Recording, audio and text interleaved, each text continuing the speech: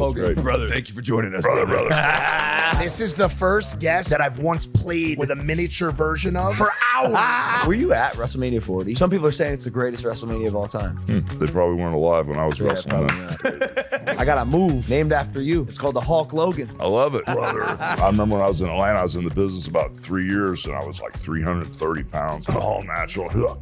Anyway, and they've done like 70 different action figures of me, and the only one that they ever canceled was the vibrating one. Sky's like, I still have mine. Oh yeah,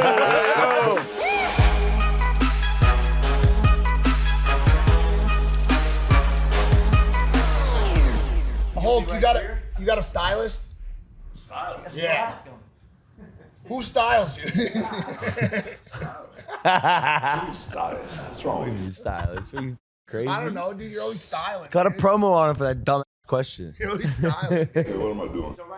He goes, what am I doing? You got it. Yeah, he's like me. Should we stand too? Your brother's too strong, bro. He's too strong, right?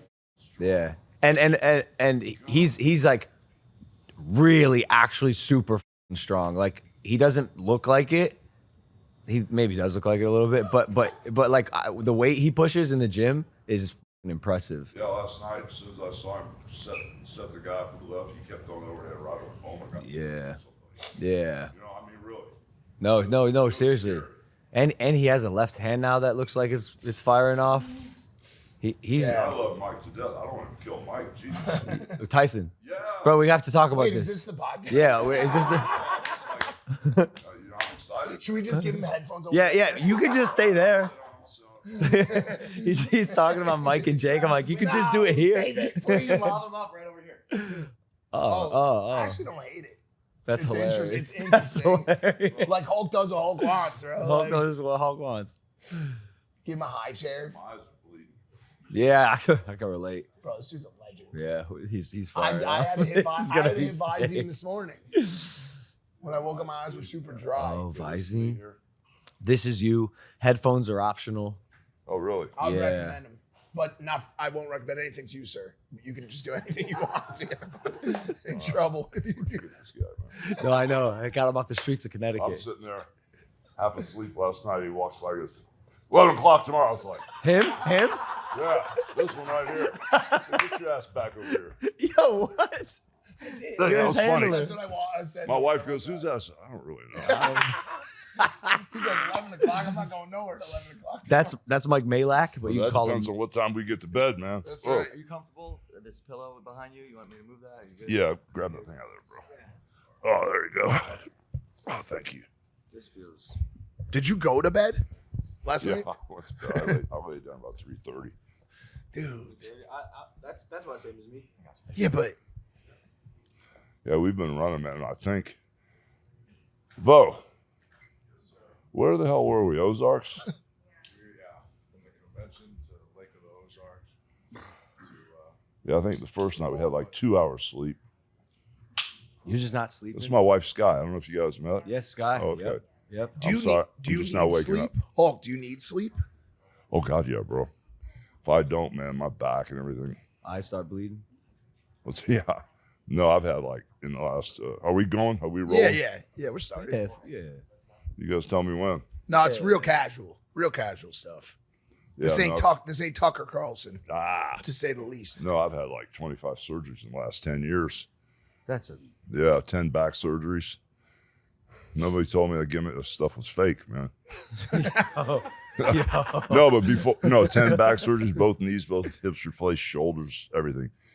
But at the end of the day, the equipment back in the day when I started wrestling in '77 was a little different than the rings and stuff you guys are working in Yeah, now. totally. I heard it was much harder. Oh, God, Andre used to tell me at Baltimore, boss, don't fall down. You won't get back up. It was like a 22-foot boxing ring that had lumps in it, boards sticking up. It was horrible. That didn't concern you, because like now you're kind of paying the price for it. Yeah, well, it is what it's, I mean, you came from South Tampa. There's a road called Gandy Boulevard here. And if you're south of Gandy, you're called a SOG, S-O-G, south of Gandy. SOG. And you either work construction, you either became a professional athlete, or you sold drugs. Those are your choices. So Which one did you choose? Well, I did a little different. I played music for like 10 years before I ever got into the wrestling business. But no, it was something that I kind of stumbled into. I was a huge fan. But yeah, I mean, back in the day when we were wrestling, bro, you know, first off, when I went to Japan, I was coming off the top rope with no knee pads on, and I was 330 pounds. And all of a sudden, you know, I said, okay, the left knee's already gone. I've only been in the business like 2 years. So it was just the equipment and jumping up and dropping the damn leg for 40 years. When I had the largest arms in the world, I should have been using a sleeper, no bumps, you know. But yeah, it's all cool, man. No regrets. Well, that's what I was gonna ask, because like as someone who's new in the industry, I'm recognizing that like longevity is kind of the name of the game, and I want to be healthy so I could do the sport, but I'm also looking 10, 20, 30 years down the line, and I don't want to be hobbling around. But do you think you wish you would have played it a little smarter for the sake of your body and your physical health? Yeah, I probably should have quit earlier, you know, but I just loved doing it, you know, and the money was just crazy, you know, because my deal is different than everybody else's, you know, and so it worked out well. But, you know, if I had quit a little bit earlier, probably would have been better off. But anybody that stays in 20, 30 years like I was in almost 40, you'll see them all. They're all walking around and limping. And We've had a lot of them on the show. all of them. They're all beat up, man. Yeah, for sure. Do you do any of that new age shit, stem cells? I've tried it all. Any of it work for you? Doesn't work. Not for me. But that's the thing, though. You say quit earlier, and I think that's like the piece of advice. But like when he says take it a little bit easier, Vote. You got a cold beer, bro? I need something. Attaboy. That'll work. Attaboy. It's your beer. Oh yeah, there it is. Oh, thanks for promoting my beer, guys. Yeah, of course. Real American beer. Why don't you crack one with him, buddy? I'll crack a beer with you. Nah, don't do it. You know the weirdest You're thing useless when you start we were on the phone with what was last night, baby? No, the night before with Trump. After the thing, you know, he called and I missed his call, and we were running pretty hard at the Ozark because that's a little wild over there, you know. So when we came in, I missed because I'm gonna text that son of a gun, man. So as I was texting him, he called me back and we talked about it. I told him, I said, the timing for this beer is, you know, I saw this crazy open lane, and my whole thing's always been marketing and licensing stuff, you know. So when I went back to WWE in '84 to wrestle the Sheik, they weren't selling T-shirts. They didn't have any music to go to the ring, and I was already doing that in Minnesota, and I was making a ton of money on merch and stuff. So, you know, when I came back and did the Real American thing, you know, thank you, brother. I was telling Trump on the phone, I said, you know, I saw this open lane, you know, and Trump's been around quite a while, you know, and he's awesome in the ring too, brother. If you ever have a chance to get in the ring with Trump, you got to do it. Of course. He'll do whatever you want. He's great. He did a face-off with me, and he was so cool about it. We did a stare down, and he's like my cool grandpa. There you go. There you go. And I imagine you guys have known each other forever. Yeah, forever. But we were on the phone, I was telling him about the rest. So the weird thing is the timing, because when I saw that open lane where Bud Light crashed and burned with that marketing plan, you know, I said, oh boy, here we go. I was at a convention. I meet when the WWE rushes people through pretty quick because you've got a couple thousand people to see you or your brother. You know, if you're with the WWE, they try to get everybody they can. Yep. But when I have time, I like to shake hands, look at people in the eye and stuff. And this guy had the Pabst Blue Ribbon vice president tag on. I said, oh, damn, man, my dad used to drink that beer. PBRs. You know? Yeah, that's the beer my dad drank. And so he asked me if I ever thought about doing an alcohol endorsement. I said, well, not before, but now that I saw this open lane, I said, I think I got this crazy idea for a beer that America's been waiting for. And I said, back in the day when I was wrestling, I was telling Trump back in the day when we'd wrestle, and he saw a lot of it because he was there at the very beginning, that, you know, if him and I were in the ring and everything was cool and all of a sudden he knocked my teeth out, sometimes no lawyers, no lawsuits, we go back out in the ring and settle it, especially if the guy's been a jerk off and not being safe out there. So we'd go settle it out in the ring. But for me, you know, all the guys I was wrestling, I was like 310 pounds. I was a medium-sized guy. Most of the guys were bigger than me, except for Piper and Macho. Everybody else was bigger than me. So I said, let's have a beer and talk about it. So that's where the idea came from. And since the Democrats and the Republicans don't talk, I was thinking, wow, this is even bigger than politics, you know, because the beer I was thinking of, it doesn't matter who you are, where you're from, what color your skin is, or what your sexual preferences. This is the beer for all real Americans, because we're all real Americans. And I was telling Trump, my idea was, let's bring America back together one beer at a time. Unity through alcohol. Yeah, and there you go. I love it. You should make that your tagline. Thank you, brother. I love that. That one's on the household. Yeah, for what thank you you, did brother. for my childhood. I'll make some money with that one. Yeah, but and then all of a sudden, as divided as we are more alike than we are different. And then after this crap happened with Trump, the beer had taken off before. They said, well, if you get a couple states and a couple distributors in the first year, you're going to be doing good. All of a sudden, we're rolling out almost 27 states and 60, 70 distributors. Instead of having a couple 100,000 cases ordered, we got millions ordered. That's incredible. And so now with the Trump thing, I was telling him, I said, America needs to come back together even more, And I was telling Trump when I was doing the speech, well, Vo was with me and Vo was in the back, and the stage manager goes, Hogan's been out there for 6 minutes. He hasn't read the teleprompter yet. We can't believe it. We can't believe they haven't ripped him off the stage. And Vo goes, just let him go. He's okay. And so, I was out there and I said, yeah, with Donald Trump or whatever the hell I said, I can't remember. We're going to bring America back together, one real American at a time. And I almost said beer, but I didn't do it. And it might have been cool, even though the people don't know, half the people there don't even know I get the beer out. It might have been cool to say it, but I was telling Trump on the phone, I said, brother, your whole thing, if there was anything crazy, is the fact that you survived this thing, and it pissed me off so bad. But on the other hand, it's probably going to make the beer sell even more. Oh, for sure. I heard the Secret Service down like a 30-pack before. I love it. I love it. That's great, man. Is Trump really your hero? Yeah, brother. I've known that guy.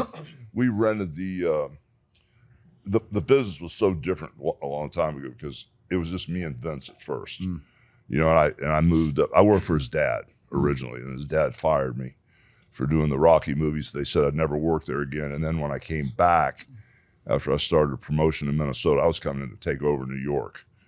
And when I went back, Vince used to be the ring guy doing the interviews. He never really was involved that much in the business. And when I came back, I worked for him. What was the question? Yeah. This happens sometimes. The question was, is Trump? No, give him a different one. Give him a different one.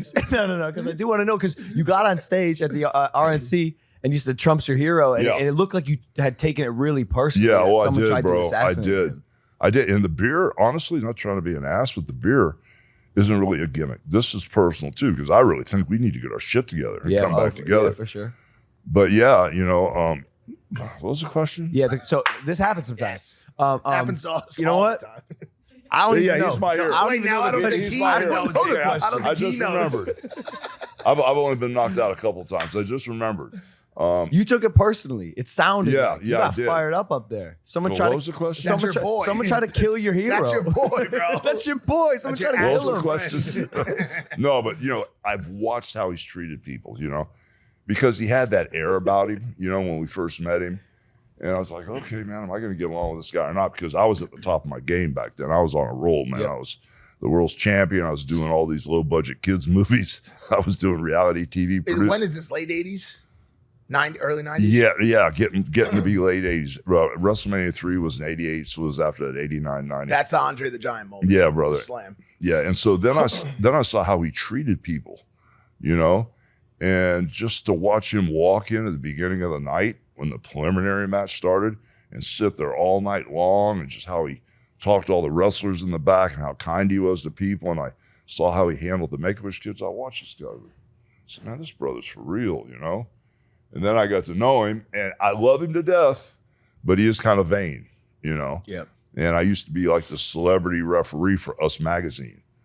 So if Logan Paul got an argument with Jake Paul over a girl or something, I'd say, okay, Logan, you're right, but your brother's got better hair than you or something. I do the. I actually think it's the exact opposite. Yeah, Usually I'm wrong, and I also have better hair. There you go.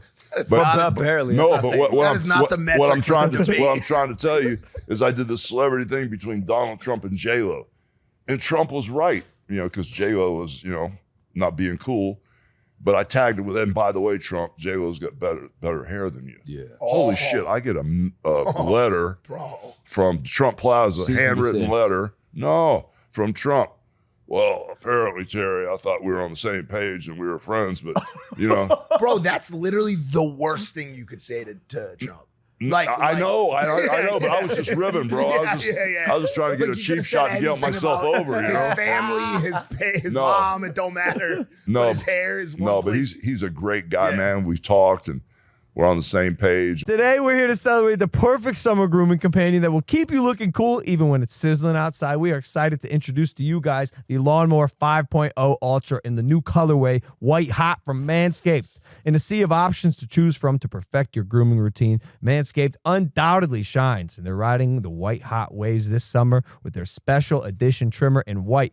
There are limited quantities available in this colorway, so you got to act fast if you want it. Step up your grooming game this summer with the Lawnmower 5.0 Ultra in white hot. Experience precision like never before with next-gen dual skin-safe blade heads, updated trimmer blade, and an interchangeable foil blade for peak performance. And here's where things get interesting. The foil blade, crafted to transcend the boundaries of your typical trim, achieved with the trimmer blade. This foil blade is designed to leave you with a finish that's irresistibly sleek and utterly bare. As if the Lawnmower 5.0 Ultra in white isn't bright enough, Manscaped upgraded their infamous LED lights. No more fumbling in the dark. Those tricky spots are now brightly illuminated. So join the 10 million men worldwide who trust Manscaped for all their grooming needs and get the special edition Lawnmower 5.0 in white hot while supplies last. I got something for you. 20% off plus free shipping. You use the code Logan at manscaped.com. That's 20% off and free shipping if you use the code Logan. Thank you, Manscaped. Back to the show. And I told Hannity the other night, I said, I was one of these guys that was a coward. You know, I was one of these guys that wouldn't put a Trump sign on my yard or wouldn't wear the Trump shirt, the Trump hat, because I was afraid, you know, what might happen or whatever. And I said, after they took that shot at him and tried to kill him, I said, that was it. I don't think, dude, I don't That think was you, it. Yeah, I don't think you were a coward. I think there's a lot of people who Well, I was just, silent. who I mean, just I was silent. but not because you were, what are you scared? You're not scared of shit. There's a lot of people who up until this moment, until someone tried to take his head off, just didn't really want to spend their time having that conversation. You see the fire that it brings to your porch when you put a sign up. Then you got to deal with all the feedback, the hatred, this, that, and now it becomes your life. It consumes your life. How much have you done over the past 6 days or however long it's been since you spoke at RNC related to this topic? It is now ingrained in your being. Yeah. So like, you're not a coward for having not gotten into it, but now it feels like people are being called to because he got shot at, which I understand completely. Well, the whole vibes changed because, you know, like usually when I walk in like the arena last night, the chants will go, Hogan, Hogan, as soon as I come in, you know. And I've been to a couple UFC fights where they'll be in that rest hold, or I don't know exactly all the terminology, but a guy will go behind somebody and try to put him in a rear naked choke. He won't quite get him, or if they're against the cage, the whole crowd will start going, Hogan. I'm like, holy shit, you know. But last night we walked in, it was like USA, For sure. USA, and then all of a sudden they put the camera on me and my wife Sky, and the whole place was going, F Joe Biden. That was before you guys came out. The whole building was going, F Joe Biden. I was like, okay, this has changed a little bit. Well, that's kind of what he's saying. You know, now it's at least momentarily kind of ingrained in your brand, because you did go to the RNC and fired up those Republicans. Crushed you ripped their shirt off. Yeah. I didn't want to freak them out too bad because they made me go in the back and rehearse, and I've never rehearsed anything, you know. Yeah. And I mean, even the matches, I never talked about a match. I heard this. We'll get into all of that. No, but the whole thing was, I'm in the back and they got a plexiglass podium, and there's like 20 jabronis sitting in there. I don't even know who the hell they were. And all of a sudden, the lady was really nice. All the people were really nice.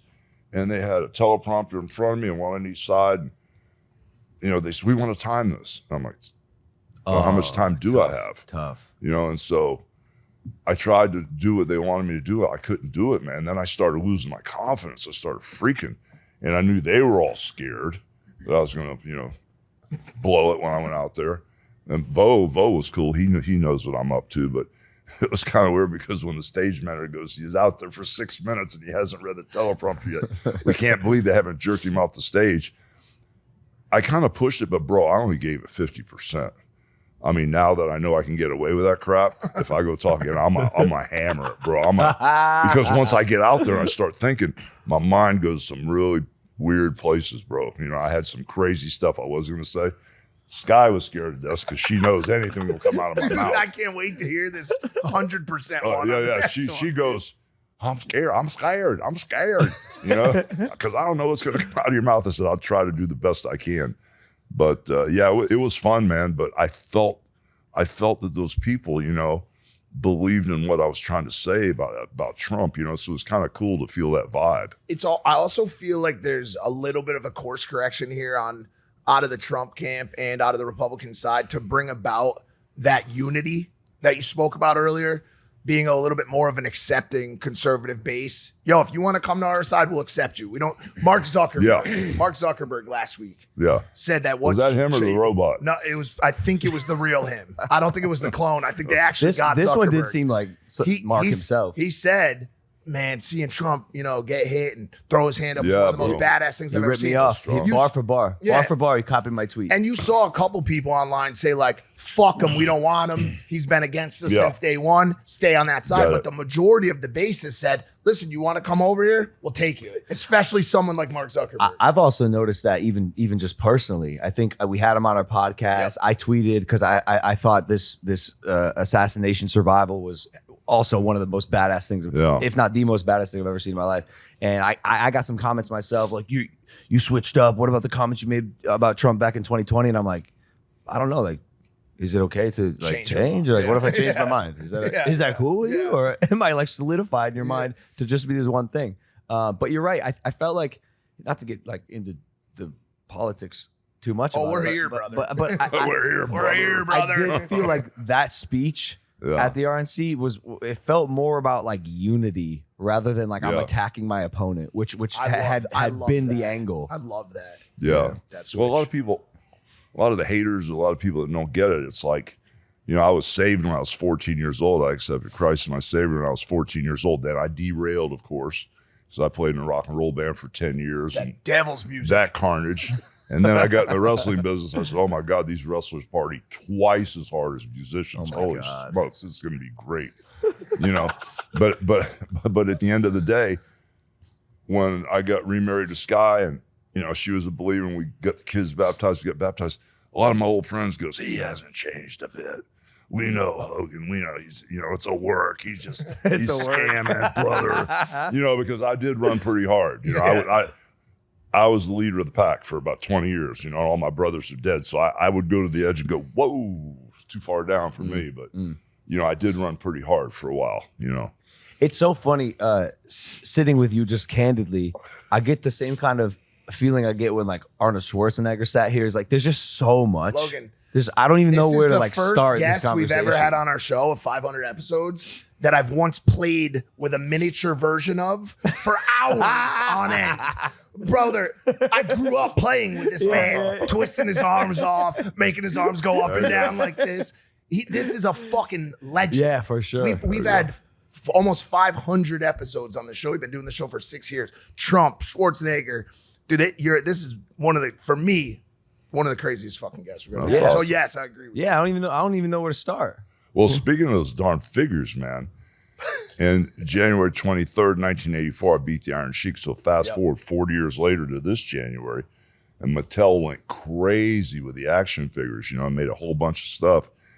And even though I'm not wrestling and I'm not one of the young guys like you know, your brother here is, I still got the #1 selling action figure in the world. They've done like 70 different action figures of me.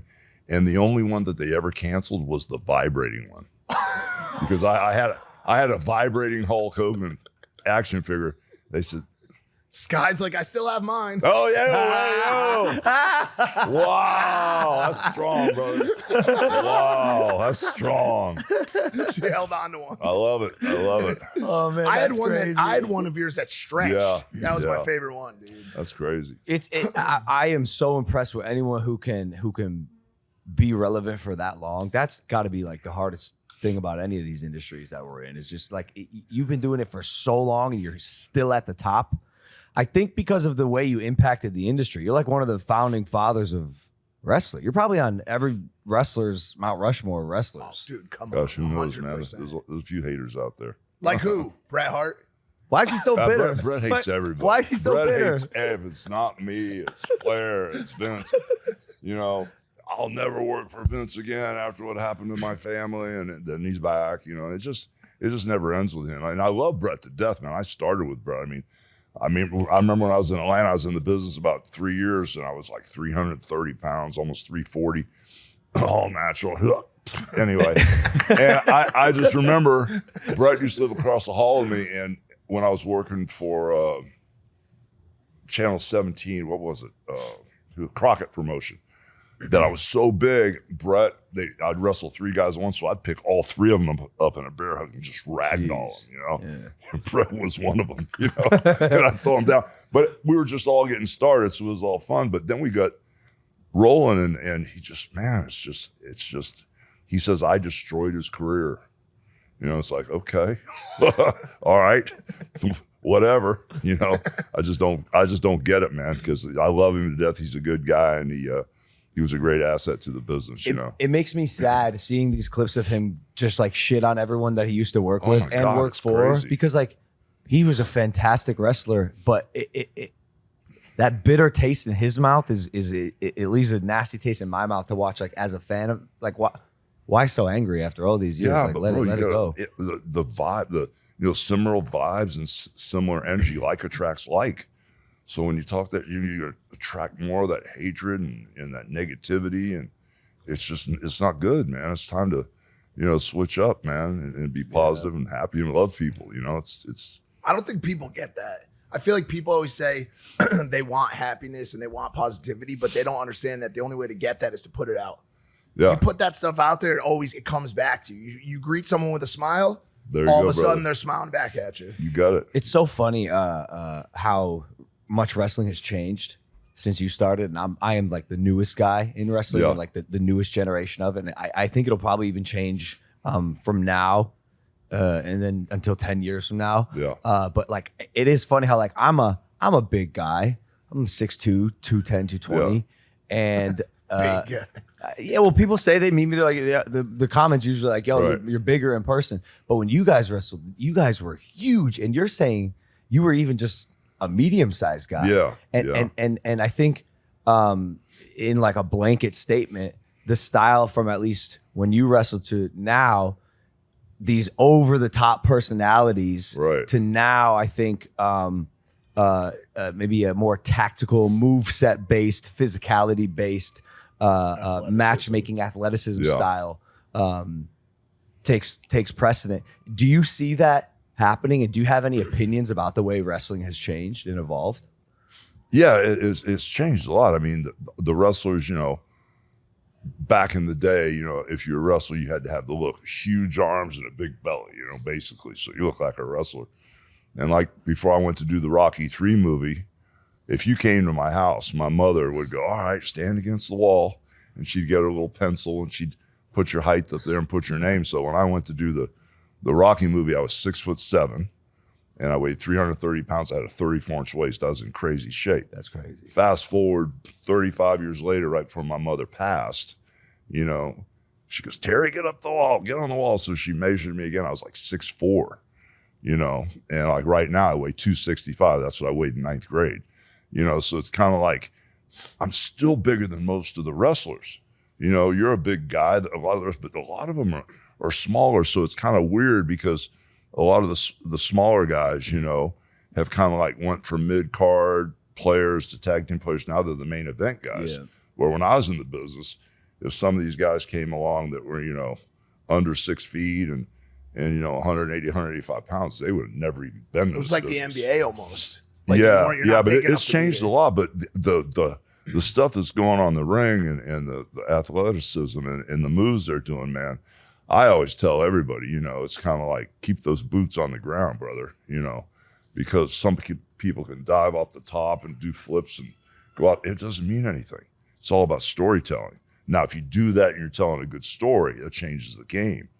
But, to draw money, you gotta you got to tell a great story to keep getting the people back in the seats. But it's changed a lot now because there aren't that many attractions. He's got an opportunity to be a huge attraction in this business. Yep. But usually the attractions like Stone Cold and Andre the Giant and some guy named Hulk Hogan, you know, back in the day, they were the star. Now the production is the star. Yep. You know, the TV show's the star. Yep. You know, there's interchangeable parts. One guy with brown hair that's 6 feet tall gets hurt, you bring another one from the performance center, give him a push, nobody knows the difference. You know, and so it's a little bit different, but they're always looking for that attraction, you know. And so watching you, my brother, you have an opportunity to be the next big attraction in this business simply because you got your shit together. I've never seen anybody get this as quick as you have. Thank you. I've never seen anybody since I've been a wrestling fan, since I was in the business 4 years, I've never seen anybody pick up on it as quick as you have. And your stuff looks fucking believable. There's no holes in your work, so just don't get hurt. Yeah, that is the big thing, huh? Well, first off, honored to hear that. Thank you. I told your brother that when I saw him in Miami, what, a month ago, baby? Yeah, he called me. He said he told me that. Man, it's such an honor hearing that from you, obviously, and I think I've recently kind of had that realization, and I try to say this humbly, but also not. I did like look in the mirror and looked at my craft, and I thought like I think I could do this if I actually like devote my time to it. So I did have the conversation with Triple H. I said, "Hey, I want to be the guy. What do I have to do to be the guy?" And I'm gonna start making that run next year. Good. 2025. Good. And I've learned so much. Wrestling is the hardest thing I've ever done. I've done a lot. It is by far the most difficult thing I've ever had to do. There are so many skills involved. It is a 360-degree art, as you know. And at the end of the day, like you just said, it always comes back to storytelling. Yeah. What is that root of that story you're trying to tell so you can hook people into your arc? But what I don't understand, and I've heard these stories as I'm matchmaking and match building, is your ability to show up on the day and call the match on the spot. Yeah. Because how can you tell a story that well on the fly? In my head, at least the way I like even just script my content or anything, I'm mapping out the beats, you know? The exposition, the climax, all his lost moment, like all of that. Yeah. And so how were you able to do that and still tell these incredible stories with your work? Well, I had a good teacher. I had Andre who taught me, you know, and he beat the shit out of me for about 8 years. And then I kind of won him over in Japan because I spent half the year in Japan. You know, I'd go to Japan 22 to 24 weeks a year. And, you know, I worked for Shin Nippon Pro Wrestling over there. They owned a company called Pride also.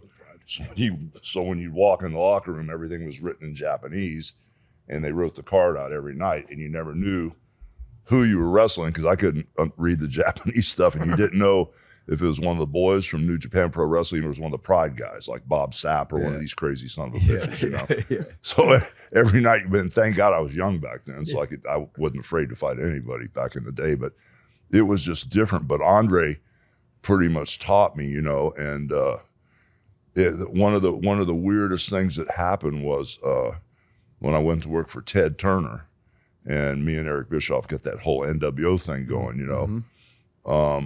We tried for like almost 9 years to put Vince out of business, you know, and we were at war because me and Vince is like this love-hate relationship with me and him, you know. And so at the end of the day, when we came back to the WWE, Vince calls me and goes, "Oh, I want you to work with The Rock." Well, my goal was to work with Stone Cold Steve Austin and, you know, have a couple-year run with him. As the bad guy, you could beat me every night, and I could lie, slipped on a banana peel, sun was in my eyes. Somebody pissed on my back. I thought it was raining. I got a million excuses. But when I went back, he wanted me to work with The Rock, and The Rock was on the way out, you know. And so Vince goes, "Well, you know, Hogan, things have changed, and when you come back, you better bring it." So respectfully, I said, "Well, yes, sir, I'll bring it." You know, but in my mind, I'm going, "Brother, if I bring my shit, you're gonna be asking me to take it back," you know. So then I'm sitting at home, and I had a little warm-up match with Rikishi here in Tampa, and my kids were sitting at ringside. So I told Rikishi, I said, buckle me, reverse it, and charge me, you know. So boom, he reversed it. Boom, I hit the buckle, and I forgot he was coming because I said, charge me. So I looked over at my son Nick. I was like, laughing, and all of a sudden I get this, 380-pound Samoan squash me. I didn't flex, so I broke a couple of my ribs, right? So then I called Vince. I said, bro, I broke a couple ribs screwing around. I said, I need a doctor in Toronto when I get there. He goes, oh, well, before he called me Monster. Well, Monster, before you go to Toronto, I need you down in Miami tomorrow. I said, Miami? Why Miami? Well, The Rock wants to rehearse the match. I said, rehearse what? I've never rehearsed anything in my life. What are you talking about? Well, we just want to make sure you can still go. I'm like, all right. So out of respect, I go down to Miami. They got this ring set up in this hot-ass warehouse. And thank God The Rock's dad was there, Rocky Johnson, who I traveled with. He's one of my guys, And Pat Patterson was there. And so I got in the ring with The Rock out of respect. And I really hadn't seen The Rock since I threw my headband out, and he caught it when he was a kid, That's crazy. And so now we're in the ring, and he's this major star. I got nothing but respect for him because he's really good in the ring, Bo. I watched him. He really has his shit together. So we get there, and all of a sudden, we're talking about, okay, we're going to lock up. And he's telling me, and he's got this whole thing in his head. We're going to lock up, go to the corner. You go to throw a punch, I'll duck, I'll block it, spit. Wait, quickly. This is the first time you've ever been through a rehearsal like this. Yes. In 30 years. It's shocking. They told me this. No, shocking's not because the way he was explaining the Rikishi match before too, he's like, "Oh, I told him throw me off the buckle and charge." You told him in that moment. Yes, in the moment. yes, Mike. Yes, they called it on the spot. Yeah, the entire match. it's things used to be done. Yeah, How? it's insane. It's I was just lead the match, bro. I listen with my ears and my heart. I can hear what they want, And so at the end of the day, The Rock saying, "Okay, duck this punch, bang, bang, bang." Then get some heat on me, shut me down, duck clothesline, 2 drop kicks over the top, pull me out, run me in the pole. And he's telling me all this stuff. I'm going, you got the whole match planned out? He goes, well, no. He goes, these are all the high spots and all the good stuff. I said, well, what if this doesn't work and the people shit on it? Are we going to keep doing this? He goes, oh, that'll be fine, this, that, and the other. Sitting in this 100-degree warehouse is Rocky Johnson, Rock's dad, going, Dwayne, listen to Hogan. Oh, man. Dwayne, listen to Hogan. And so Pat Patterson goes, all right, now we want you to go through the match. I said, no. I said, if I go through this match now, I'm going to get hurt. There's no way in hell I can wrestle with no people. I need 50, 60, 70,000 people. I can't wrestle. By the way, and this is still with your ribs. Yeah, but I wasn't selling it, bro. I was all gimmicked up and shit. I wasn't selling that shit. But anyway, so then we go to Toronto, right? We're in the dressing room, and I really don't even like to get dressed in the dressing room with the guy I'm wrestling, because I want things to be organic. I want to be able to feel. I don't like sitting in the dressing room with the guy. It's just something about that. I just like my cooler full of beer, have my few beers and stuff, and then I'm ready to go. And so. He's so old school, man. It's so refreshing. And that beer for him, he is a real American. Yeah. Like I don't. If you ask who is number one real American, Hulk Hogan's got to be. Okay, so now I've tried to remember some of these things. Okay, and all of a sudden I go out to the ring. Now I've hit The Rock in the back of the head with a hammer, a ball-peen hammer. I put him in an ambulance. I put chains around the ambulance.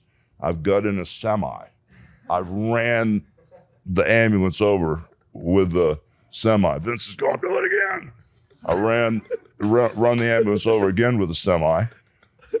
I thought for sure I pissed people off. I tried to do whatever I could to get heat because I'm Hollywood Hogan. Yeah. The bad guy. Scott Hall, that bullshit. God bless you. But anyway, so now I come out to the ring at WrestleMania 18 and they cheer like crazy. I'm like, oh shit. We got a problem. Yeah. Now he comes out and they boo the piss out of me. And so we start the match like he wanted to bang. And all of a sudden, as he's hitting me, they're just booing the shit out of me. All of a sudden, thumb in the eye, throat, whatever. I said, slow down, brother. Yeah. So I said, it takes a few minutes to get this back on track. So I started listening, and we got it back on track. And But then once we got on track, man, he was perfect. He pivots, and he makes the transitions, and he knows placement, the timing, the balance, everything he's got is spot on. So it was just like a pleasure to work with him. I wish we'd have never talked, because we really didn't do any of that shit we talked about. So you just went off Yeah, script. so we just basically, and actually usually I call the match in the ring, but he was so good, he was talking to me too.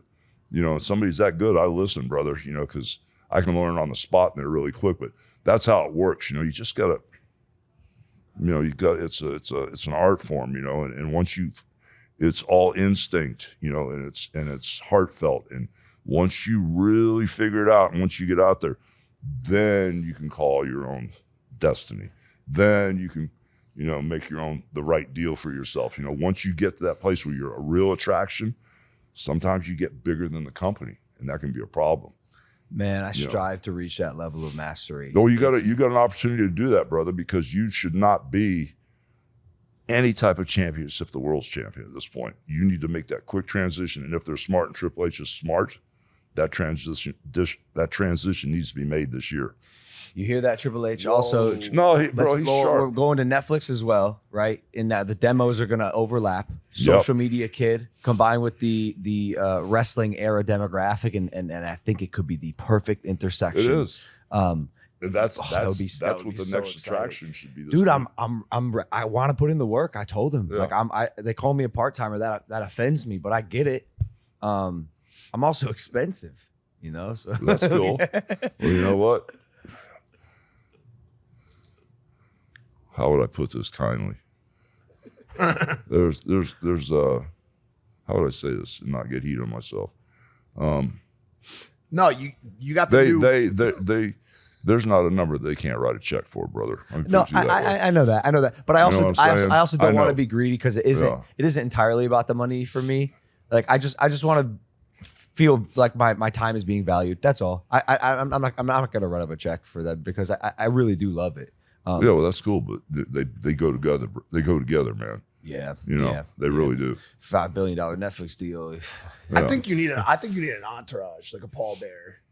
That's the only thing Probably that needs bloodline. Hulk Just Hogan. somebody Probably needs Hulk Hogan to cut his deals for him, wouldn't he? Yo, for real. Sorry, Jeff. Who's Sorry, Jeff Jeff, you're Levin? out. Sorry, Jeff, you're out. But you can still hand me the brass knuckles. No, but here's the deal, bro. Triple H is a very smart man. He gets it. He knows what time it is. So I wanted to ask about the difference in leadership now, because Triple H has, they're calling it what are they saying? The hashtag Logan Paul Levesque era. They're calling it, and I think it's accurate. It's indicative of the times, but things have changed since Vince was around, and I only know that because they tell me. Obviously, like I was the last superstar that Vince signed before he resigned, and I hear how different the change in leadership is, and now at least there seems to be a lot more creative freedom for the stars to use and do what they want. Are you seeing that change? Do you like it? Do you think it's good for the business? Well, since I'm not interactive with you guys now. I mean, if I was wrestling, I could really answer that question. But all I know is, working with Vince for all that time, now working with Nick Khan, because I signed a 5-year deal. I'm going to be 71 years old in a few weeks, but I signed a 5-year deal for, the licensing and merchandising stuff and, like the ambassador stuff. If they need me to do something for WrestleMania, I just love doing it, But it's definitely different because with Vince, hey, Vince, let's do the NASCAR thing. I need 6 more monster trucks. Or, hey, brother, I know twin referees. Let me think about it, monster. Vince would kind of like, I'd sit in a room with him. It was just him and I. We'd be working a year backwards storyline wise. And I'd say, well, what about the 6-month period if I put the belt on Piper? And let me think about it. He would do this and stare like this for like an hour and not say a word to me. I just, and he was soul searching and thinking about it, thinking about the final decision. And I just remember working with him, I could go back and forth with him and we'd agree to disagree. But most of the time, I said, Vince, I feel it, bro. You're not out there, but then he eventually did get out there. But what I feel with the leadership is working with Nick Khan now He's more, for me, just business cut and dry. Yep. He doesn't overthink the creative, and I don't deal with the creative too much unless I talk to Bruce Pritchard or something. They ask me a question about a finish or something like that. I really don't get involved too much, but just working with the two different heads of state, if you could call it that, Nick Khan is just strictly business. So I said, hey, brother, you know, this artwork that hasn't been used for 35 years, I need it for my Real American Beer. And so Nick Khan goes, let me get back to you in a couple of days. I said, okay, fine, no rush. So when he calls me back, you know, we talked, and all of a sudden, you know, he goes, well, you know, you can use the artwork, this and that and the other, but, you know, I don't want to say the number, but I need X amount of percentage off every $1 million you make. I said, well, you know, instead of me, you know, paying you guys hundreds and hundreds of thousands of dollars and potentially millions of dollars, I can go out for $300, Nick, and have, you know, someone do this artwork again, reasonably similar, maybe even reasonably confusing, but, you know, I wouldn't do that. I'd do something a little different. Then Nick goes, oh, you know, let me just gift it to you. I said, good, because we're on the same team, brother. We're on the same team. So Nick was really cool. Yeah. It was just sitting down and talking with him, and he made it really easy on me, you know, and Vince was great too, but I just don't know if Vince would make that quick of a decision, especially when I pulled up short and was, hold on, brother. You know, I'm asking for a caricature. It's just some simple ass artwork. Yeah. You know, Nick got it and knew that I could have something else drawn up the next day. Man, you know, he's been very easy and supportive and helpful. And when he came up to me the first time I met him with his wife and kids, his whole rep was, oh my God, I've been a Hulkamaniac all my life. I grew up watching it, and I said to his wife, how do you put up with this? She goes, oh, all he does is talk about Hulkamania and Hulk Hogan, shows our kids the matches, so he gets it, you know what I'm saying? So I'm on the team, and I just wanted them to know that they have my support, you know, especially for guys like this and the new guys that are coming in, man. When I see a talent, man, I get in his ear about it, you know. When you go to the headquarters nowadays and you see all these like people in suits walking around and they're putting food in the microwave and it's like 15-story headquarters, you go to a match, the guys finish up and they leave and they put those big leg sleeves on and they hang out and do stem cells and shit. Do you ever think like it'll just never be the same as it was? Me and you know, the boys sitting in the office planning Soul Search and going out cracking beers, no corporate bullshit. Do you ever yearn for the old days? Well, I had my time, brother. I wouldn't want to relive them because it was a rough run. It was crazy because when I was wrestling, I'd go like the Philadelphia Spectrum. I'd go to wrestle Piper, and Vince would go, hey, you know, Terry, tell Piper we need to get about 20 minutes in. You need to drop the leg 1, 2, 3. But then after you drop the leg and he leaves the ring, as you're doing your posing, you know, and you're doing your stuff, holding the belt, I want him to circle back, drop you, get some heat, get some major color, because we're going to come back in a lumberjack match. Then we go to finish for that. Then we're going to come back in a steel cage match, you know, and 3 or 4 in a row. So I tell Piper, hey, you know, I was just talking to Vince. He wants me to drop the leg. He goes, fuck no, I'm not putting you over. I said, okay, well, that's how it was back then. Yeah. I said, well, here's the deal, brother. You know, it's okay. We can figure something out for tonight. But Vince was going to go with you and I 2, 3 times, you know, and, you know, we're going to make some serious bread, but that's okay, bro. I got other people I can work with, you know, and you go work with somebody else, you know. And so that's how it was even back in the day, you know. Paul Orndorff was another one. Never wanted to put anybody over. You know, as a babyface, they told me, don't even go down to a knee. You know, this Hulkamania thing was so big. But then when I turned heel, you know, it was easy. You could beat me every night. It wouldn't matter because, you know, I could lie, cheat, and steal. But it was different back then. At the end of the day, you know, I got over because all the guys, you know, supported me and put me over and stuff like that. And, I mean, it's good now that they've got the squirrels under control, you know, instead of them running wild. At least when they tell you a finish, there's these guaranteed contracts, which they didn't have back in the day. You know, if you got hurt, you didn't make any money. And so I think it's a little easier now, but, you know, watching what you're doing, you have a certain air about you that you're a really good heel naturally. And what is so cool, you're going to make one of the best baby faces ever when they turn you. Because the more heat you get and the more that hate you, you're going to be an awesome babyface. For instance, Bloodline now, they're starting to cheer for Roman. Yeah. Just quick thought off the top of my head. Roman comes back, they Bloodline grounds the shit out of him, beats him like a dog, and he hits the ring to save Roman. It would get him over. Bam. Instantly. Here's the only Instantly babyface. It'll be Hulk Hogan babyface personified. Well, here's the only difference I want to ask you about this. I don't know if this has ever really truly existed before. I'll drink but to that. he's the only person I'd that's book ever that shit all day long. he's the only person that's ever been hated prior to creating his character in the WWE. Awesome. So that's my question to you is like, is it as easy to like switch someone who has a blended real life with WWE life into a person that is loved by all when he's not been able to do that outside of the ring? Does that make sense? Yes. I love him, For instance, but I'm in the fucking minority. That's the 5%. There's a couple more over there. It's my mom. Oh, that's Mama? Yeah. She Oh my goes, gosh, hi. yeah. She loves me as far as I know. Yeah. No, but it's the wrestling fans are very forgiving, you know. If Chris Benoit can do the crap he did and the fans still love him, you know, they're very forgiving. You know, I've made some major mistakes in my personal life, and they're very, very forgiving, but they forgive you. But a situation like this with him, for instance, if I just went out to open Monday Night Raw and all of a sudden Brock Lesnar's music started, and Brock Lesnar's going to be a babyface too. Yeah. Let's just say, I don't know who the bad guys are now. I don't know all of them, but whoever the number one bad guy is, Yeah, maybe. who's the number one bad guy? Probably Dominic or Solo Sikoa. Yeah. Just like if the Bloodline came out and you know, you got the old man standing in the middle of the ring going, "Hey brother, welcome to Monday Night Raw," or whatever I'm doing. Yeah. And all of a sudden they came out and just grounded the piss out of me and pulled the rag off my bald head and started shaving my mustache off. If he came and hit the ring, and he got the rub, the red and yellow rub, done.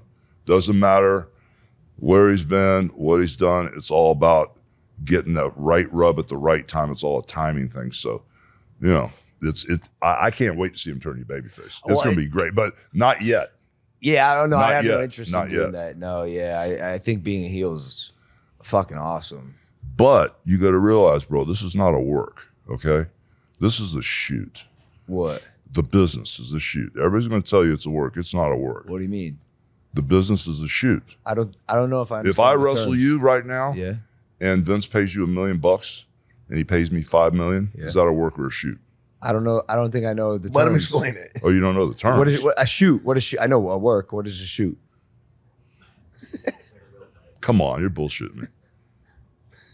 He's not. He's serious. Yeah, I'm fucking with you. Okay, thank you. No, he's not. No, he's not. It's not. You embarrassed? Okay, that's fine. How about this? Can you explain it to our audience at home quickly that doesn't understand? I blew it. No, shut up. He's gonna explain it to the audience. Logan, No, stop. Logan knows what Urban this Dictionary. means. No. Logan knows what it means, but maybe just explain it to our audience at It's hard home to quickly. explain.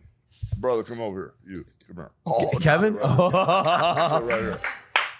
Sit right here. Oh. Pleasure, sir. Good to see you. Good to see you. Okay, if we're Let him here, go. Let him face me. I'm not getting up. I'm too tired to get up. If you're here and I was to grab a top wrist lock on you like this, okay? No, that's a work. If I go through here, It actually hurts. Oh, you're gonna kill Kevin. no, I could break your arm here. You can about to turn him into carne For asada. instance, if I grab a headlock on you, and I grab the headlock like this, that's a work. If I grab it like this, and I put that bone against your head, Oh. you know, that's a shoot.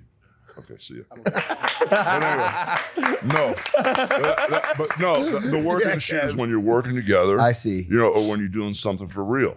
Bro, if I'm making more money than you, that's for real. If I'm a babyface and my merchandise is selling more than yours, that's a shoot. Yeah. So this business back in the day used to be about the money and the miles. It's how far you travel for how much money you make. But at the end of the day, if I'm like, you know, WrestleMania 3, God bless his soul, Andre, I made a lot more money than him. You know, thank God he never found out, you know, but that's a shoot, bro. If somebody's making more money than me, I'm not going to go, okay, it doesn't matter if I'm a heel and I make less money. That's not a work to me. That's a shoot. I see. You and I are in the ring and we're fighting and we're driving the same amount of miles and we're busting our ass and breaking a sweat and getting hurt in that ring, and you make more money than me, that's a shoot to me, man. You know, I don't care if I'm a baby face or a good guy. It's a work. It's a work. No, it's not a work. If someone makes more money than you, to me, that's a shoot. But isn't it always a shoot? Yeah, thank you. Okay, That's what I keep saying. okay. And, you know, just because we're working in the ring, but the business is a shoot. This is about making money. Right. You know, so for me, I've always looked at it that way. And when I worked for Vince Sr., he always paid the champion more than the guy he was wrestling. So all of a sudden, when Vince Sr. passed the torch to Vince, and all of a sudden, you know, my first check at the Garden was some crazy check, you know, when I beat the Iron Sheik. The next month, you know, when Vince Jr. was running it, my check was nowhere near what my first check was. I said, oh, bro, that doesn't work for me, you know. So I tried to keep things going as long as I could with Vince Sr.'s theme. But at the end of the day, for me, the business has always been a shoot, because if someone makes more money than me, that's a shoot to me. You know, I just can't go, oh, it's a work. It doesn't matter if his merchandise sells 10 times as much as mine. It's a work. You know what I'm saying? Yeah. So when you turn babyface, watch what happens. Watch how your stuff blows through the roof. I mean, I'm going to be a girl dad, and we have a couple pretty intimate pieces of programming coming out, some big announcements, and I think people are going to get an inside scoop at like my real life that I've never shown before, my family life. Yeah. And since I'm not really playing a character in the WWE, I'm just like amplifying the worst part of myself, which does exist, but it is weird because they know me. And when they like this audience, they know me. Yeah. And then the WWE, here I am like being a dickhead. Yeah. And I find the older I get, a couple daughters, I'm sure I'm gonna have all daughters. I'm gonna get softer. I wonder how much I'm gonna be okay with being like dislikable or unlikable. Like I don't know. It's going to change, bro. It is going to It's change. gonna change It's going to because change. As evil as you can get, I mean, the worst, nastiest heel in the business is always the best babyface. So just keep doing your thing, and when they switch you, bro, it's going to be just insane. I'm so excited for Roman to come back and for him. Yeah, to be a bro, babyface. they're already turning babyface. They They haven't are. even done anything. They are. That's Man, insane. this show is a shoot for me, bro. You make way more money than I do. Oh, This is a yo, shoot, hey, bro. yo. I finally realized Yo, it. bro, having you're this getting show pumped out, man. Dude, this is a shoot, bro. It is. I guess it is. It is a shoot. It's unreal, dude. Yeah. Well, then, if you want to get me- paid like him, you need to get your ass in the ring, man. You know? Hell no. Oh, he was. He got his ass beat Oh, by I the did. Usos. I jumped in Saudi Arabia. The Usos I got the smoked him. crap kicked out of me, dude. I took one bump and I was like, nah, I don't think I can do it. I want to do like a Heyman or like a Paul Yeah. Bear. What Just walk most around behind him with the belt. what most people don't understand is how forgiving this business is, man. I mean, you get hurt in there all the time, you know. Unforgiving. Unforgiving. No. Yeah, I'm sorry. Totally unforgiving. One of the first things I learned, this shit hurts. So bad. It all hurts. We've had football over the years, football players trying to come in. Bill Fralick was great. Mongo McMichaels made it. We've had several guys come in. Refrigerator Perry, all of them. They just in and out. Had all kind of UFC guys come in. I don't want to drop names. We had a bunch of UFC guys come in. After a day or two, they're going, screw this. Dude, you the know? Usos told me, they're like, don't worry about it. The adrenaline will take care of all of it. Yeah. And it did for a few minutes. But then later that night, I was like, damn, dude, that fucking hurt. Yeah. Brock Lesnar adapted real well, you know. Yeah. Benjamin super. Shelton, a lot of guys, Kurt Angle, you know. It's a lot about navigating pain. Yeah. I think I realized. Like if you- Mentality. Yeah. both mental and but honestly probably just physical. Like if you have a high physical pain threshold, I think you'll be a little bit better off. Right. Because you're gonna get rocked, man. That's why Trump was so good. Yeah. He gets shot and keeps going, dude. Unreal. Insane. Yeah, he's tripping, man. I mean, And he's did you see his ear by chance? Is there a piece missing? Oh no, I didn't see it that way. No, Yeah. it's covered. Well, I know, but I thought maybe I would definitely would have No. asked him if No. I'm just so curious because like if he's missing a piece of his ear, like on some Evander Holyfield shit, Yeah. I don't think he is, because I don't think he even How got could he not? I How don't could think he he even not? got stitches. then where did the blood I come don't from? know. I You know know how- we weren't going to talk about it a lot on this episode, but like, man, if you if you really pulled just a graze off of that shot, dude, like God is favoring you, dude. Yeah. Because that's Yeah. I'm gonna ask him to see it. We'll probably see him next week down in Palm You Beach. should please. So I'm gonna ask him to see. I'm gonna take a picture of the damn thing. Yeah, for sure. Yeah, I tried to get the hat that he was wearing. Oh, really? I'm a collector, so Yeah. the first question I asked to his team was like, "They're glad he's alive. Where's the hat? Who has the hat?" Yeah, that's crazy. give you $1 million for it right now. I offered him $2 million for it. They wouldn't. No shit. I believe it's the most important artifact in American history. Yes. That hat, and Yeah. I bet it has his blood on it. Wow. Well, the car JFK was in would probably be up there. You want him to, It's true. It's not as easy to put in a display case. I got something. I get something crazy at home. I got a pair of yellow boots that have Andre the Giant's blood on them. Oh shit. Can you imagine cloning that big, bro? Cloning him. Let's clone him. We probably could. Yeah, that'd be crazy, right? Are you into collectibles? Not really, bro. I mean, I gave away so much stuff. You know, like when I was the champion, we used to do a lot of promos, a lot more than they do now. So if I was coming to the Capitol Center in Washington, I'd do 4 or 5 promos, 3-minute promos. 4 weeks from now, brother, I'll be at the Capitol Center. 3 weeks from now, I'm training. You know, I'm hanging off the Washington Memorial. 2 weeks from now, you know what? I was just training with Bill Clinton, and you know what? We took that blue dress and we had a picnic. You know, 1 week from now, and tonight's the night. So I do all these promos, and I would sit in a room with Mean Gene for like 4 or 5 hours, and I just bang one after another, because when you tell stories every week, you know, and you get the asses in seats, then you walk out there and just pick your money up. That's easy. But you got to fill those buildings. So I used to go through those title belts, you know, like every 3 or 4 weeks, you know, I just sweat through them, you know. And so what was I talking about again? Yeah, I don't know, because this keeps happening to me as well. Well, it's early. We had a People long didn't night get a lot of last sleep. night. What the hell is that? What was I talking I'm about? even surprised we're You're all not even here. listening. Can I ask one more question? Yeah. Is there anybody What was I talking about? Oh, collectibles. No, I don't. But no, but I gave all my stuff away, and I used to get these belts like every month. Vince would have to make me another belt. I would sweat through the leather. My yellow tights would get brown, and I was staying soaking wet. So I was giving them away for motorcycles and cars and my Sick. friends. And, Sick. you know, I just give them away. You know, it's like I gave one to some guy at Harley Davidson. He gave me 10 motorcycles. You know. Oh my God. And so it was crazy back then. I you know? can't even imagine. Yeah. I cannot even imagine the things that you've seen. Is there anybody that you haven't met? Because I'm sure you've met, shook hands, partied with everybody. Is there anybody that you haven't met that you always wanted to? Like, do you have any like people that you look at, rock stars, idols? Probably the one guy that I really wanted to meet. Actually, there were two. One guy I wanted to meet was Elvis. You know, Can't but when make I that started happen, wrestling in Memphis, he used to ride a Harley and put a helmet on at night. He'd go out at night and ride his Harley around.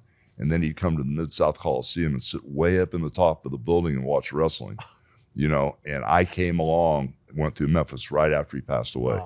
You know, and I said, damn, if I'd have came here sooner, because I was wrestling in North Florida, Pensacola, and they were trying to get me to come to Memphis because when I was young, I had a look to me. I was really big, and I was about 80 pounds heavier than I am now and taller. So I had this look. Even though I was green, they still put me in all the main events. And when they told me Elvis was up there all the time, and I said, oh, I wish I'd have met him. Hulk Hogan times Elvis is potentially the most American collaboration that could ever exist. Yeah. There's literally no one you could plug into either spot. And the other guy I really wanted to meet was John Wayne. And of course, he died way before I was old enough to make a move, but I bought his limo, John Wayne's limo. That's sick. Oh, you did? There's Yeah. another collectible. Yeah. So that was kind of cool. I wanted to ask you, just kind of talking about something earlier. When you were working with The Rock and you met him for that first time in that warehouse and you kind of caught his vibe, could you tell that Dwayne Johnson was a star? Oh, God, yes, brother. Oh, my God, yeah. He had that aura. Oh, he had the it factor, bro. I mean, you either have it or you don't. You got it. You sure? I'm positive you've got it. You have the it factor, brother. You have. No, I'm serious. I'm not joking. You really do.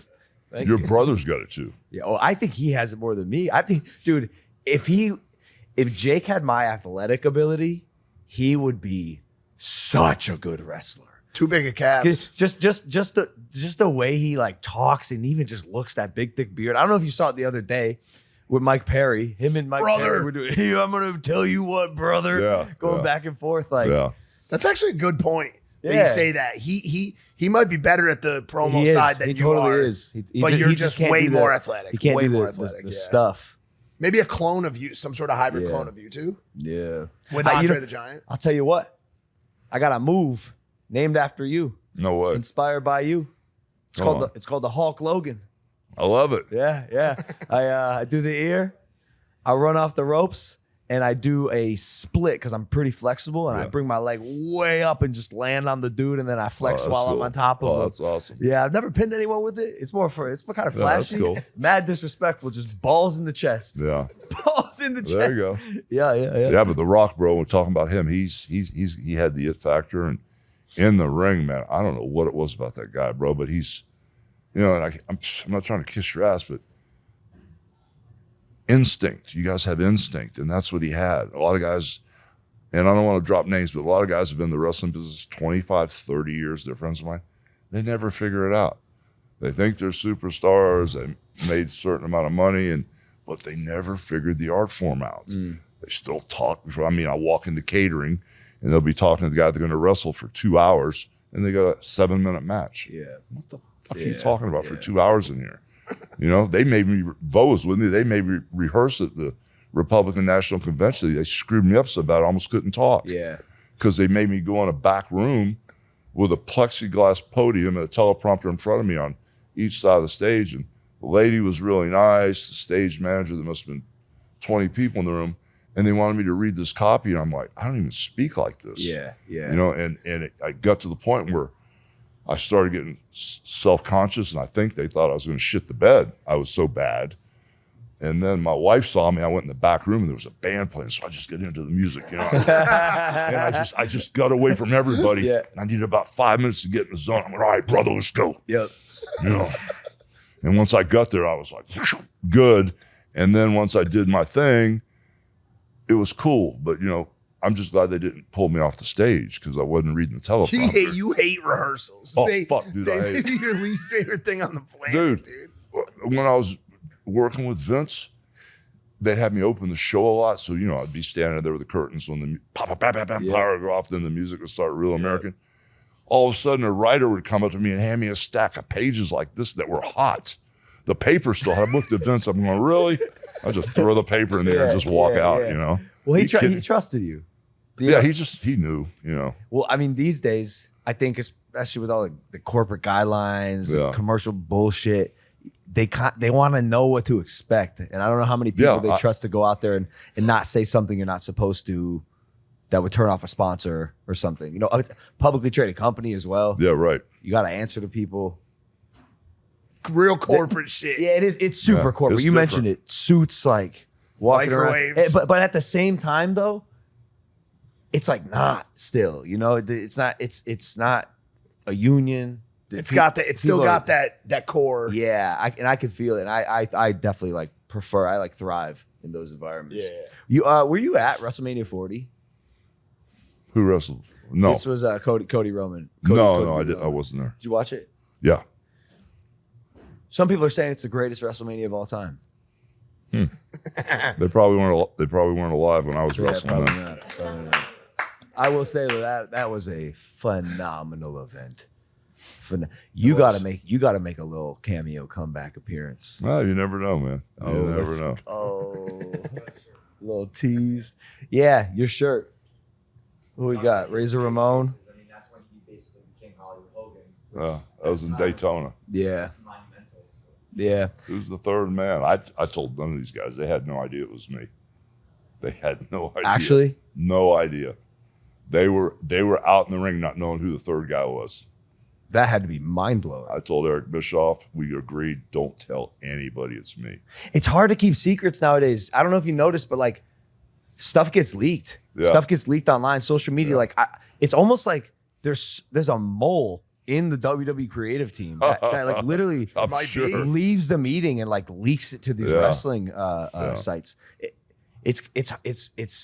It's disappointing. It's becoming harder and harder to keep things fresh. Well, this was just between me and Eric, you know. 'cause yeah, I was well, out. yeah. But also, how do you hide you? That's the other thing. You have Well, to sneak I was these- just, I was out in LA basically shooting one of my blockbuster movies, Salmon with Muscles, you know. and I saw Nash come out, you know. No, I saw Scott come out. Yeah. And I said, okay, this looks like a shoot. You know, it looks like he's working with the other company. Then I called Big Kev, saw Big Kev come out, and Eric, you know, had asked me if I'd turn heel. I told him to pound sand, you know. And then I saw that going on. I called Eric up. I said, who's your third man? You know, and Eric goes, oh, well, we're going to go with Sting. I said, bro, he's not WWE. I mean, you know, Scott and Kev are WWE. Sting's got nothing, you know.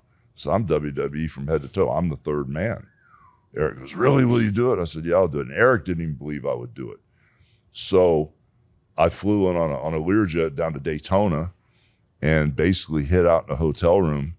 And I told Eric, call me, you know, right before, when the last match is in the ring before the main event. Because, you know, these guys, there was going to be the last match. Then the main event would wrestle for 15, 20 minutes before I went out there, because I would just walk out. But Eric didn't even think I was coming from the hotel, so he had Sting ready to go. Oh, so they didn't believe I would do it. Even Eric was going, you know, because there's several times I had creative control, you know, and I never used it the whole time.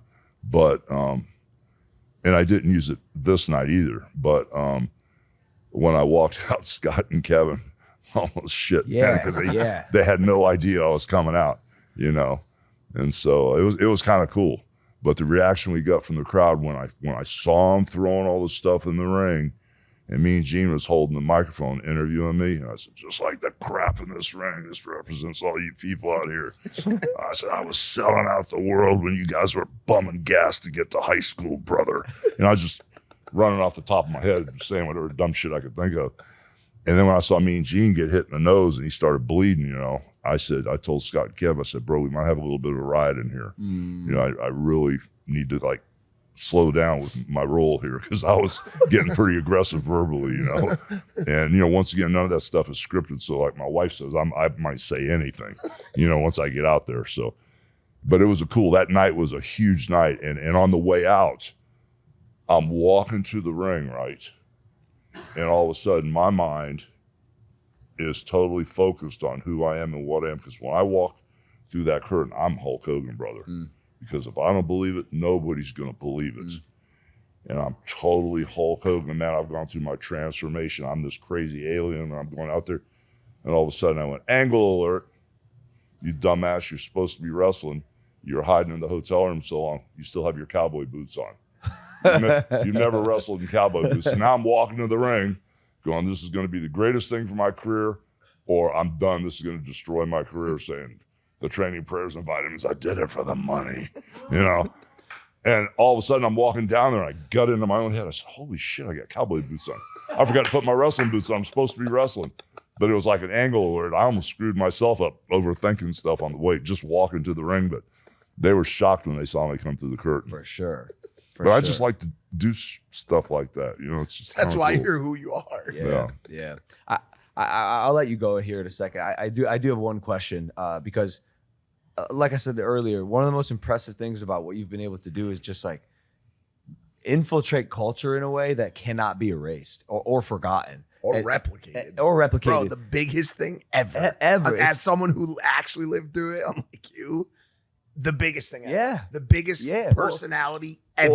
Well, you lived through it, right? Yeah. And then like my generation and the current generation is still experiencing the ripple effects of your career. It is insane. And I will kiss your ass and gas you up. It's incredible. And I'm taking notes, and I'm just sitting here so inspired. But I guess my question is, did you have that goal to infiltrate culture in that way? Not just with wrestling. I'm sure there was a point where you realized like, oh, I'm good at this and people are biting. But then also like the movies, the merch, all the ancillary stuff that comes with it. Like Rocky? Yeah. A Rocky movie? Yeah. That you potentially like sacrificed your career at the time made it look like for that decision? Like, was that a goal of yours? And did you realize that you could land among the stars if you shot for the moon? Well, I did some really stupid stuff, you know, like when I was playing in a rock and roll band. I was a huge wrestling fan, okay, growing up here, because we didn't have anything. We just had baseball. You know, we didn't have the Bucks. We didn't have hockey when I was growing up. so many years ago. So I was a huge wrestling fan, and one of the big mistakes I made is I was a studio musician out of Atlanta with Century Artists. So I left here and went on the road, and when I came back here when I was in high school, they had all these really good bands, you know. So I grabbed the best keyboard player from one band, best lead singer, best drummer, and put this band together. And then the wrestlers started coming, because when the band would play on the beach or the band would play in North Tampa or St. Pete, we had this crazy following, you know, to come see us. And the wrestlers started showing up, and I was scared to death of these guys, man. Cauliflower ears, broken noses, teeth knocked out. They're all over 300 pounds. And if you want to get in the wrestling business, there's no chance. There's only like 8 guys in the dressing room. They don't have a performance center to go work out at, you know? So like a dumbass, I started telling everybody, I'm going to be a wrestler. And I was running my mouth in Tampa. So they took me down to the Sportatorium here over on Albany and Kennedy, about 2 minutes away from here. They got me in the ring, they exercised me to death. And then Hiro Matsuda got and put his elbow on my shin and posted my toe and broke my leg. So that was my first day. You know, and, they said, and I had real long blonde hair because I was playing in a band. They said, don't ever come back again. So I went home, and my dad beat my ass worse than they did down here. I mean, you're having a bad day. Yeah. That's great. It's crazy. Things were different. And he said, don't ever let anybody hurt you again. Yeah, facts. So I got my mind right. I cut my hair short, and I went back, and then they couldn't run me off. You know, but when I started, I just wanted to make a living. You know, I just wanted to be a wrestler and make a payday. Then when I got in the business and I started seeing, you know, it was kind of boring, and people would just sit there, and the cigar smokers and beer drinkers would be in the front row, and they just wanted to see blood. And it was kind of like, okay, well, I can do this. You know, I was wrestling preliminary matches, and they put a mask on me, called me the Super Destroyer, because I was in really good shape when I was younger, and they wanted to protect me in case I did become something someday. And so once I started wrestling, you know, I went through a bunch of different changes. I became Terry Boulder, and then this promoter in Atlanta named me Sterling Golden, you know. And that's a whole nother story.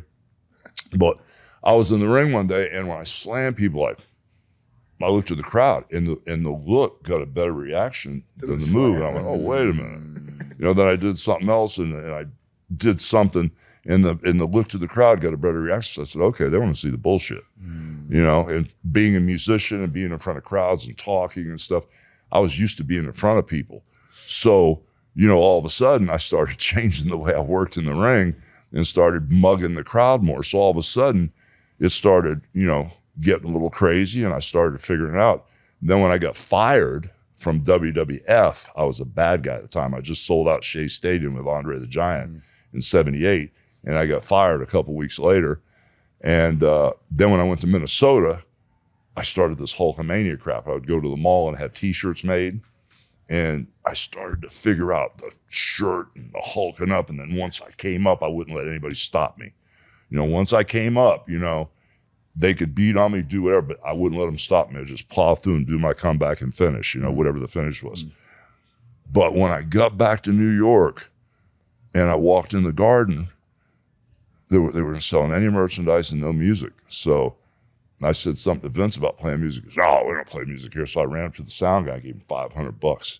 I gave him the eye of the tiger. I said, crank this shit. No way. I said, crank this shit. Gangster. Yeah, so Gangster. they cranked that music, that don't, and the place just blew. Yeah. The place just blew. Can you imagine the execs if he did that today? Dude, bro, copyright. I Yeah. sued for millions of Oh, well, dollars. Scotty Brothers wasn't happy with me at all. Yeah. No, they weren't happy at all. So anyway, now we do this thing. I pull it off. Things go perfectly. Thank God. I did blow my knee out that night. There was a board up in the Gardens. Last time I jumped up and dropped a knee on anybody's chest because I blew my left knee out. It was crazy. I thought I was going to have to tell anybody, but I wrapped it up and did whatever I had to do to kill the pain. And I started, you know, getting over with the character and the music. I realized I was on to something. And then all of a sudden, when the people like Right Guard started coming to me to do commercials, and the A-Team was calling me to be on the show with Mr. T, that's how we hooked him. I did a couple episodes and talked him into wrestling. And just all these things started happening. All the wrestlers wanted music. So Jimmy Hart, of course, Keep on Dancing, recorded at Sun Studios with Elvis and everybody back in the day. Jimmy's like 81 years old. Jimmy wrote all the temp music, like Shawn Michaels' music and everybody's music. Yep. All the wrestlers wanted music. Then we started making Hulkamania t-shirts, and then Vince started making it for everybody because Vince wasn't into it at the time, but he caught on real quick. Yep. Then all of a sudden I realized this is a monster. For sure. And I realized I had a chance to change the game. And once we started that cartoon on CBS, that pissed off all the beer drinkers and all the cigar smokers. And then once we said, this is an exhibition, we wanted to get rid of all the commissioners because like the boxing commissioners that you had there last night, they were killing us. They were wanting paydays. They were wanting to be paid under the table. Guys that couldn't pass different tests, sometimes you have to pay people off to make sure people pass tests. It just got crazy. So Vince deregulated wrestling, and when he said it was an exhibition, that really pissed a lot of the people off. And then we had the family show up at ringside with the kids. Not only would they buy the tickets, they'd buy hundreds of dollars worth of merchandise and stuff. That's when I realized that it was bigger than me just being a wrestler. That's when I realized I had a chance, to change the game completely and the character would become larger in life. And I knew once Sports Illustrated called me and I was the only wrestler that's ever been on the cover. I said, okay, this changes everything, But I had no idea when I started that it was going to turn into what it turned into. I just wanted a job and I just wanted to be a wrestler and make a living. But it just blew through the roof. Man, I know we just met and I am your underling, but I'm proud of you. I'm proud Thank of you, brother. Yeah, an incredible career. I'm so inspired, man. And thanks for blessing us with your time today. I know you had a late night, not much sleep. Your beer is great, kept us both awake. I'm very upset with you, man. Why? Punking me out like that. No, come on. that bro. was messed up. Yeah, bro. No, that's all Acting right. like you don't know all this It was all right. vocabulary. bro. No, it was Professional. cool. It was cool, but I thought he really didn't know. I was Nah, really come worried on. No, about because it. some of the audience members that I don't know if all of them are like wrestling fans and just want to clarify Yeah, for sure. Just so the audience knows, Yeah. Well, if okay. they don't, they're just gonna go over their head. Yeah. But Hulk That was Hogan, great. brother, thank you for joining us, Brother. Dude, you just made one of my childhood dreams come true, man. Yeah, Honestly. Thank you, Kevin guys. too. Yeah. I bet Kevin getting headlocked, he was going to write on his Instagram. An honor, brother. Thank you so Thank much. you guys so much, man. Guys, Thank you. for listening to this episode of Impulsive. Hulk Hogan, ladies and you, gentlemen. brothers. If you're not subscribed, hit that subscribe button. We'll see you next time. Take it easy. Peace. Peace out.